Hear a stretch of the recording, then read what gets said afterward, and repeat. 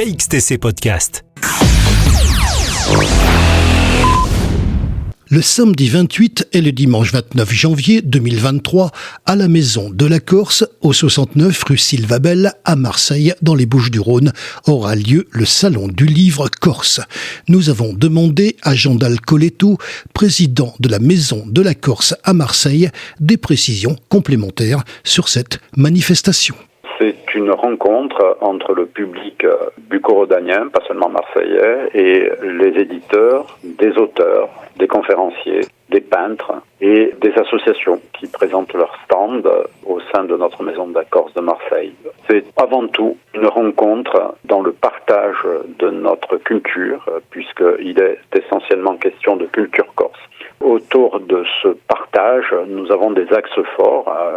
D'abord, des ateliers d'écriture le samedi et le dimanche à 11h.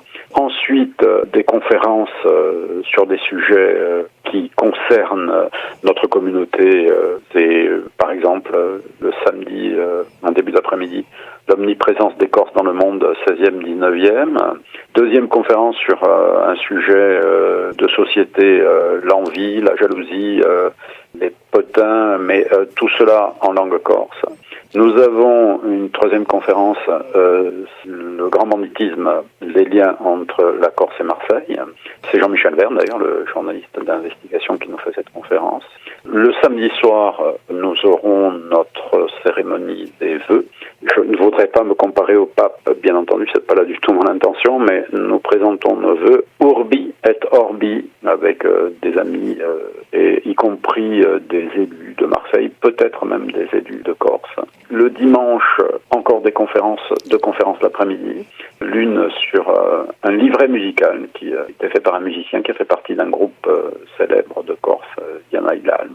Nous aurons une conférence qui semble un petit peu humoristique, mais qui ne l'est pas du tout. C'est une conférence qui est faite par un médecin corse qui s'appelle Jean-Pierre Simone. C'est l'autobiographie d'un spermatozoïde. Ça paraît drôle, mais c'est très sérieux en fait. C'est une conférence carrément qui débouche sur le milieu médical. Le dimanche soir, nous avons un tirage d'une tombola avec de nombreux lots, dont des billets aller-retour Marseille-Corse. Nous aurons pendant tout le week-end, samedi et dimanche donc, une exposition de peinture de deux peintres. Un peintre qui vient de notre micro-région de Balagne, qui s'appelle Jean-Claude Zuzzoni, et une peintre que nous recevons d'Ajaccio et qui est d'origine britannique. Elle est corse, bien entendu, mais elle est d'origine britannique. Elle s'appelle Pat Aubin. Il faut rappeler que lors de notre cérémonie des vœux, le samedi soir, il y aura un cocktail dînatoire. Nous recevons des stands associatifs, une association qui s'appelle INSAM, qui veut dire ensemble, qui aide les malades qui viennent de Corse pour se faire soigner sur le continent. On aura un stand d'une association de généalogie qui fait partie de notre fédération, puisque nous sommes une fédération d'une vingtaine d'associations. Nous aurons un stand d'association qui est présidé par Jean-François Bernardini, le leader du groupe Imouvri, qui s'appelle l'AFC Humani, qui développe des projets autour de l'humanisme, de l'environnement, de la défense de la culture corse également. Également une autre association, Musa Nostra, qui a pour objet de diffuser la culture corse dans l'île. Parmi les associations qui sont présentes, citons Scuola Corsa, qui a pour objet d'enseigner notre langue, aussi bien en présentiel qu'en distanciel, en visioconférence. Voilà, en gros, le programme. On commencera le samedi aux alentours de 10h, ouverture au public. On finira donc le dimanche soir, je pense qu'on finira vers 18h. Combien il y a de personnes ? Alors, nous avons une vingtaine d'auteurs, dont la plupart viennent de Corse. Nous aurons une quinzaine d'éditeurs, un peu plus peut-être, puisqu'il y en a un qui s'est rajouté encore il y a quelques jours.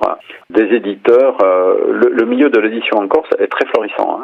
L'autre jour, nous en discutions, on était sur un chiffre que je n'ai pas pu vérifier, mais enfin qui a été avancé, d'une cinquantaine de maisons d'édition en Corse. Bon, plus ou moins importantes, bien sûr. Les éditions les plus importantes, elles se retrouvent dans une association des éditeurs corses, dont nous recevons les responsables.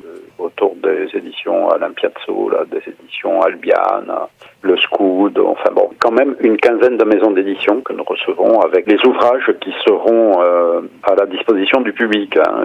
Ces éditeurs-là viennent bien entendu avec leurs publications et les auteurs feront des dédicaces bien entendu tout au long du salon. Ceux qui font des conférences feront leurs dédicaces à l'issue de leurs conférences, mais pas seulement. Tous les auteurs feront leurs dédicaces et recevront le public. KXTC Podcast.